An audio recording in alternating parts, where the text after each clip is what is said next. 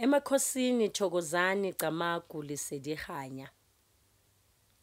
Uma sikhuluma ngomuntu omnyama, let me not forget ume Onika lona okhulumayo. Uma sikhuluma ngomuntu omnyama, sizelwe sigcotshiwe already ngobuKristu nangokwedlozi nangokwengelosi ngisho njalo, because of you find ukuthi umntana makaphuma esibhedlela nomama wakhe already kuyenzwani, kuba khona lento yokuthi kuyaphahlwa emagedini before umntana angene ukuthi hey nanku umntana wala ekhaya uza ngendlela ezinjani njani, already so possesse ini kulomntana idlozi. Then kube khona isikhathi la umntana sekakhulakhulile kuthiwa wenzani, uyobhabhadiswa. And I keep on asking myself ukuthi uma ukubhabhadisa kuholy ngaleso sikhathi, hey baningi abotsotsi namhlanje abasemajele babhabhadiswa, baningi abathakathi namhlanje babhabhadiswa. Let me not do politics la. My main topic about namhlanje ngifuna ukukhuluma ngendaba yenhlambululo nokuhlambuluka. There's a difference. Uma uhlambuluka, always have a conscience yokuthi you, before you pray, you know into zenzile oyenzile izolo wrong. Mfana nomsindi impi. Izimpi ziyazizela nje, eventually we don't call them uthola ukuthi umuntu akusukele, but ngenxa yokuthi uye waphakama, you need ukuxolisa and also ube ashamed for that. Like for example, lithi ngiyenze but in action lonto leyo, uyabiza egameni lakayisene lonyana nomoya ingcwele, celwe ukuyoxolelwa ngoba ngeke aphakamisa ilizwi kuzibani. Ngaleso sikhathi uhafula ini, uhafula mabathi uneinhliziyo ezishayayo kuwe nezinkulumo ezikhona, izinkulumo zabantu ziwubuthakathi phezulu empilo yakho. So the best way yokuthi uzithole usoloku uhlambulekile wena, khuluma nga each and every negative thing oye wahlangabezana nayo. And then kube khona lokhu kokuthi manje inhlambululo.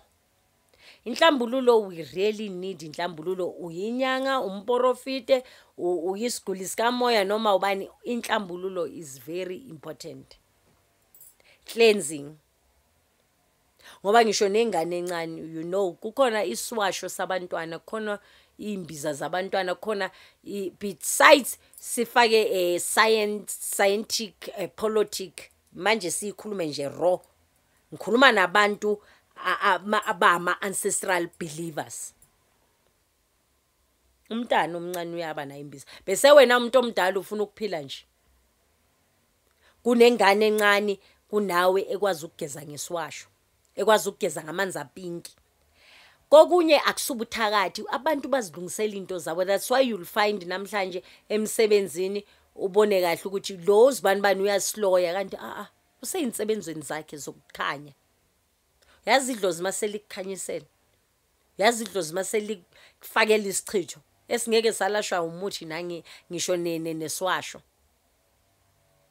So go very important nako ukuhlanganisa nani, ukuxhumanisa nabantu abadala.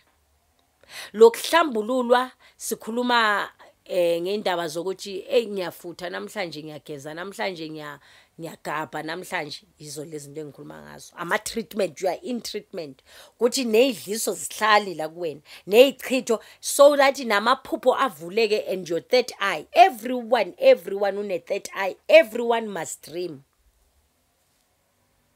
It's very important to dream because of you are connecting, and also bathini uyakhona ukuvikelwa ngamaphupho kona kokuphupha ukugwaziwa sebakubonisa ukuthi hey you are in danger. So without dreams, so inhlambululo iyona izinto. That is why yes inhlambululo zi different, ngithi ukuthi depending kwidlozi nengelosi umelaphi asebenza ngazo. Like for instance kukhona inhlambululo yemithi, kukhona inhlambululo yeyiwasho, kukhona inhlambululo ye natural resources. Like me, I use natural, I don't use Isiwasho, I don't use ilona bathini umuthi. Mina ngaphiwa inhlakanipho yezinto esizitholela zona free, imvelo, free of charge. Isiwasho we are too programmed ukuthi sisithola ema-shop, imithi siyithola ema-shop. Ziningi izinto ezicreate imvula, isiwasho, amanzi emvula isiwasho. That's why nabantu bakhona nokuyolanda isiwasho kuphi elwandle or isiwasho nayo. Kubuye futhi nabona like amanzi we rice nayo kunendima eyenzayo. Ubisi nje lodwa luyisiwasho.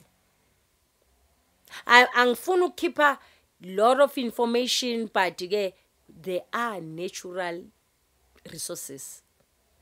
Inhlabathi ekhandiwe, we are made out of soil. So inhlabathi, soil can rebirth you, reborn you, sorry. So ziningi izinto esingakhuluma ngazo. Siningi amakhambi unnatural okufanele ngabe uyawaphanda through amadlozi akho neingelosi zakho. Uma singayomalalela siyolalela, and yes ngeke ubone utshintsho as long as ungahlambulekanga. You will never see any change ungahlambulekanga. You need those kind of treatment. Uma uya kunyanga noma umprofeti thiwa unesimo sabantu abadala, ngicela ungihlambulule so that ngizokwazi nami ukubona moyo ingcele nami uyehlele.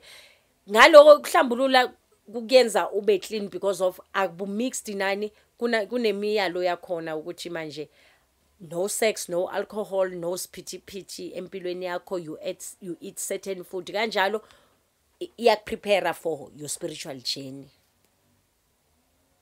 Emakhosini, Thokozani, Camagu, Lesedi, Kganya. Please like the page and don't forget to subscribe.